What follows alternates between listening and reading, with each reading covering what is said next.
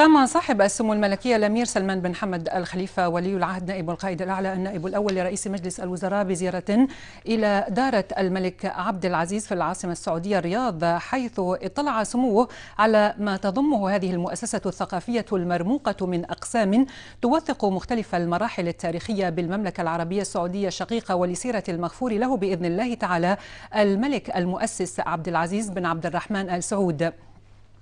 كما تستعرض نقاط الالتقاء مع الحضارات الأخرى التي مرت بدول الخليج، مما يعكس التاريخ المشترك وأواصر القرب في المنطقة. وقال سموه إن هذا الجهد المميز مهم في تأطير القيمة الحضارية والتاريخية الغنية للمملكة، وإلقاء الضوء على دور الملك المؤسس عبد العزيز بن عبد الرحمن آل سعود رحمه الله، الذي وحد المملكة العربية السعودية ووضع نواة قيام الدولة الحديثة فيها، لتكون اليوم مثالا بارزا يحتذى بين مختلف دول العالم بما تستطيع أن تحققه الدول بفضل تكاتف جميع أبناء الوطن ووحدة صفهم وحرصهم على صون وحماية مكتسبات بلادهم، حيث غدت المملكة الشقيقة كما يراها العالم اليوم من أهم القوى المؤثرة إقليميا وعالميا. وأشاد سموه بجهود القائمين على المؤسسة في توثيق تاريخ وجغرافية وآداب المملكة العربية السعودية وما تحويه من الوثائق والمخطوطات التاريخية القيمة المتعلقة بمختلف الحقب الهامة التي مرت بها المملكة،